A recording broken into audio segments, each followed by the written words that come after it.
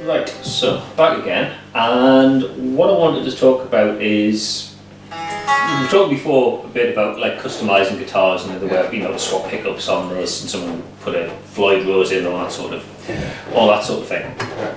But I'm looking at sort of the way the general technology is advancing. I suppose you get this in any field, whether it's guitars or automobiles or whatever. People are looking at what features can we add to the products and so on. Yeah. And guitarists are fairly conventional, traditional people. We like the wiring, the pots and all this sort of stuff. But there's some stuff being added to guitars now that's getting a bit more high-tech.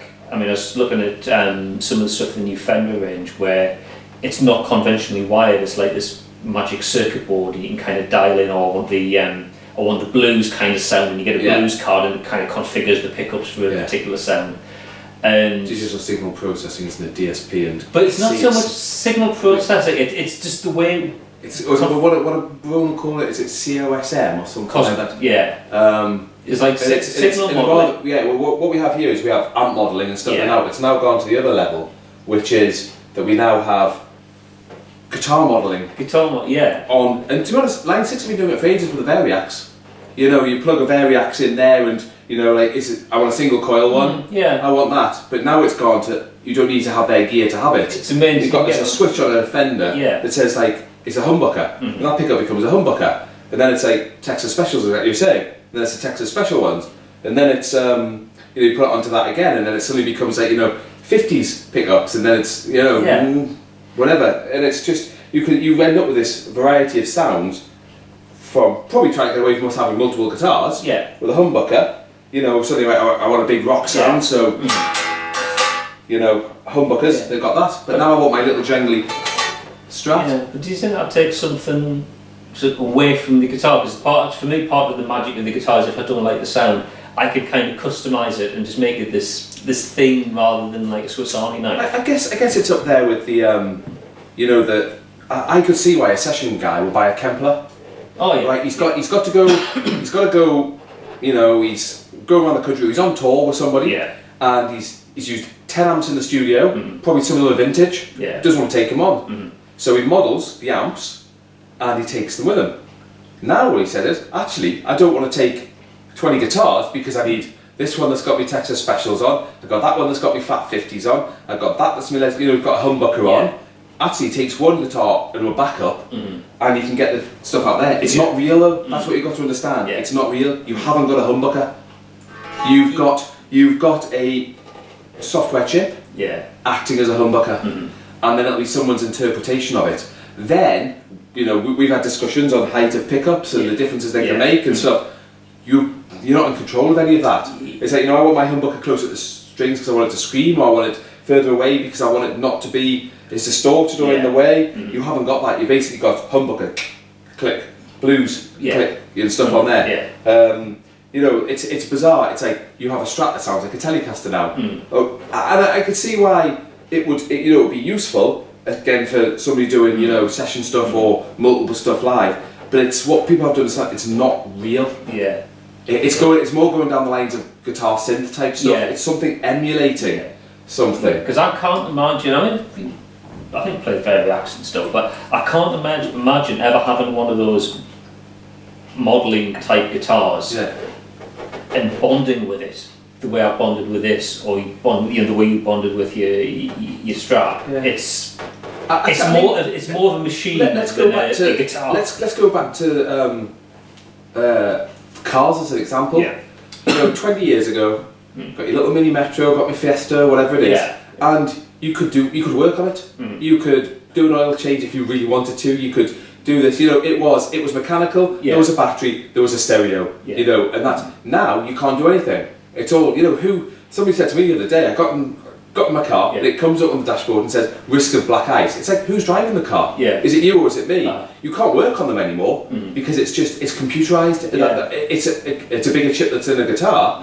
But it's the same principle of the fact that it's trying to do everything for you. That's true. I remember because my dad used to tinker his cars. And he would I just want to change the mix slightly, get a screwdriver. Now you need a USB cable and a laptop and reprogram the engine management. Is that what the guitar's going to end up like? That you can plug a laptop into the guitar. You've got a USB, and there's a Les Paul out there with a USB out. On the bottom socket, it's got that. So it's still got this. It's got the plug. It's a bigger one of those. It's square, and it's got a USB next to it. And try and get some pictures off the internet and show them on. Yeah.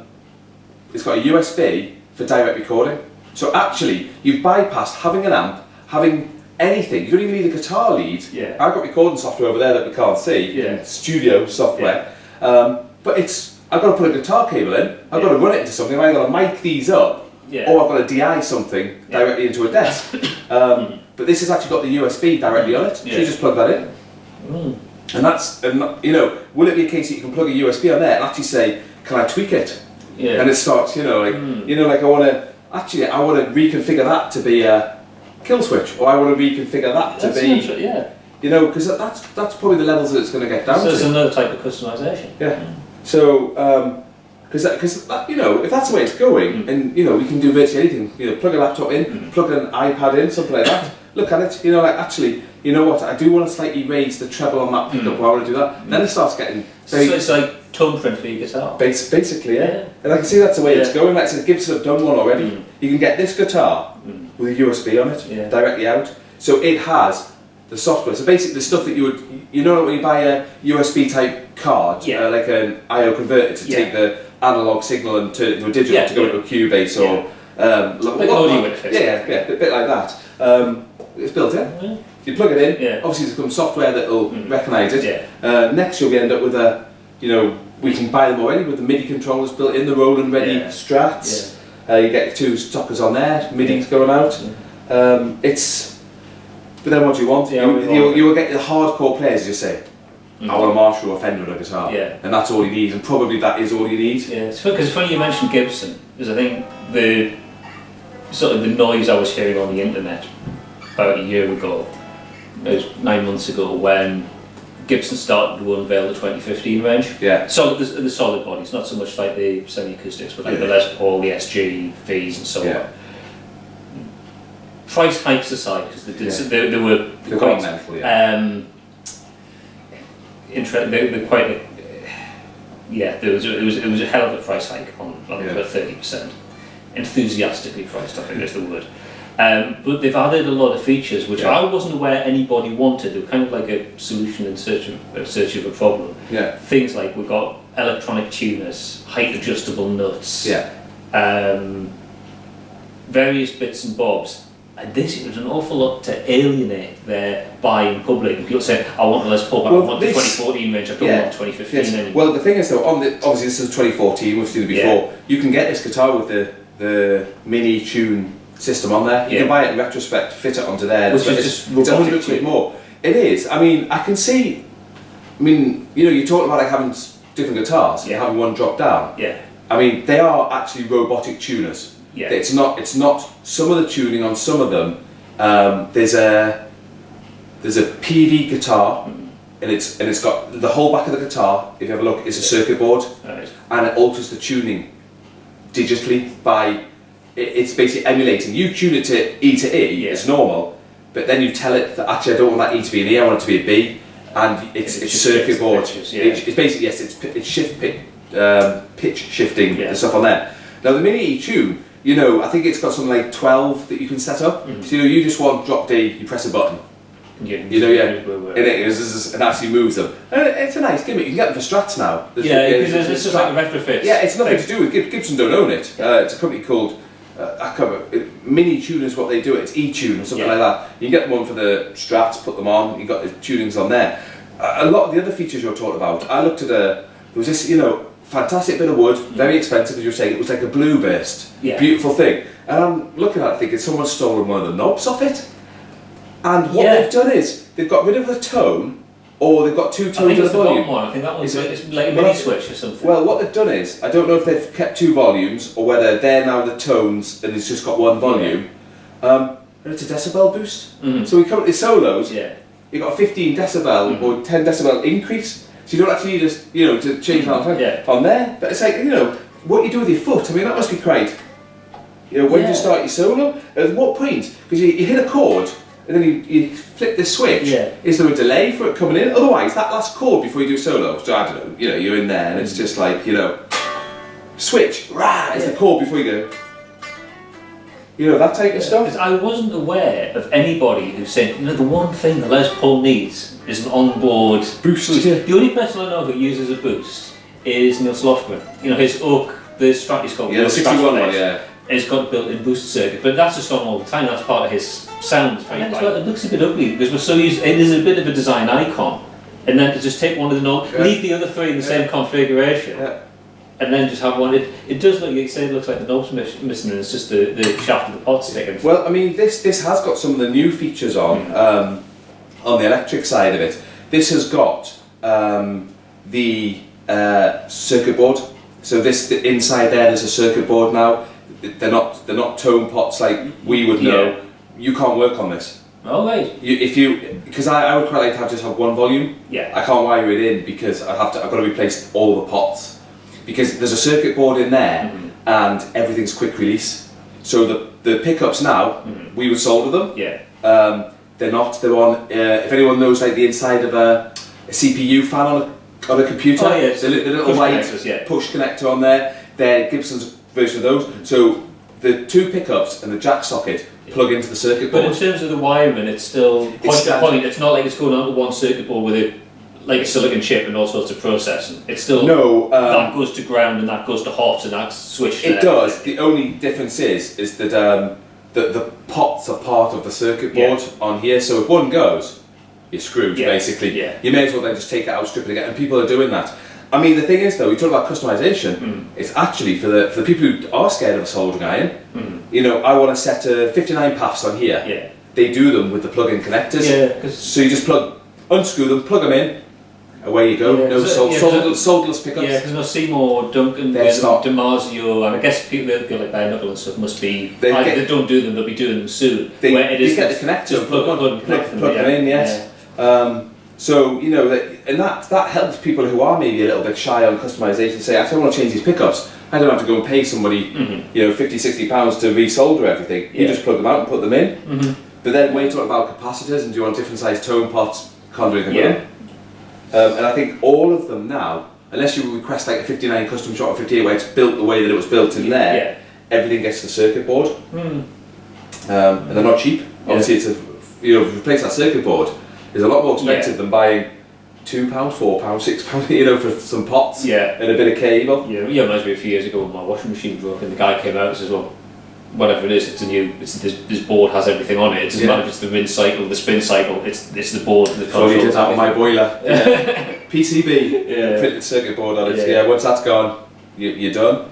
And on the switch as well. So the switch runs down, it's in the back of there, but it plugs in. So everything's on a plug. And then it's, so it's sort of like, it's easier for the end user to change stuff. So I suppose, from a purist point of view, maybe it's not so good, but it's not all bad. And there's a lot of hate for Gibson out there on the internet at the minute. But their quality, it's their quality. The quality control. I have seen. Well, this one, I had to get this refretted. Yeah. It was that bad. I mean, a brand new guitar, anniversary model or whatever that they made. They're trying to promote 120 years of Gibson, and it was shocking. And it seems to be that this was built in the Nashville factory, and that's worse than the Memphis one. Memphis is where the custom shop's out of. Yeah. And it is. I mean, in fairness, it was like I think this was like a New Year hangover or a Christmas hangover because it was absolutely. Any industry you're going to get like you say the Friday afternoon jobs or the occasional lemon, but I don't think we're opening ourselves up to a libel suit by saying this because I've seen so many videos out there on YouTube, luthiers taking apart Gibsons. There's one guy, I think it's the guy from Crimson Guitars, had a Les Paul, and he was wanting to do some sort of modification and ended up just shaving a little bit of wood off here. And he went through and it wasn't even touching. There was a gap, about a quarter of an inch between the body and the neck. And it just been set the glue. It was just shocking. Yeah, I think I've seen that one. Yeah. And you think because they were never cheap instruments, and they're not. I mean, with the price like for the 2015 range, you've got to be asking where's the money going. So we go back to the thing of like actually a very well made guitar. My Strat, that one, Fuji in Japan, Fuji Gen, probably at the time. you've got to go back 20 years and say like, £300 or £400 was a lot of money then. The Squire, they're probably selling for a couple of hundred, maybe it was a bit more, I don't know. That's back in the day, probably about 150, about 150. Yeah, 150. I think that my Strat Japanese, bought from new, had it, so it's 25, early 90s. Yeah. So well over 20 years old, 25 years old, and I think it was about around the 350 mark. At the time when a USA guitar would have been about 500 or 600, which doesn't say much. But this is a USA built guitar, and I have to say that the wood is phenomenal. The maple top is phenomenal. Yeah. It's like you've gone to that trouble. Why? Why? For somebody to spend an extra half an hour, dress the frets, set it up nicely. Someone who actually checks the level all over, set the intonation. For somebody who does it for a living quickly, I'm not saying it's the best setup going, but so somebody gets out and thinks, oh, that's a nice guitar. Yeah. And it's criminal really, because they're not. Why would you ever Why would you ever immediately dismiss something from Korea or Japan that could actually be set up better because someone's taking more care? I'll tell you reason I think they can get away with it now. The name. Partly the name, partly the way people are buying guitars. Because back in when like Squire guitars like this were about 150, 200 pounds in the shop, it was fairly common knowledge. Yeah. You picked up 2 or 3, one would be the one that you bought, because one of the places where they compromised on the cost was quality control. Yeah. So there's a lot of variance, but if you got a good one, you got an absolute peach. Yeah.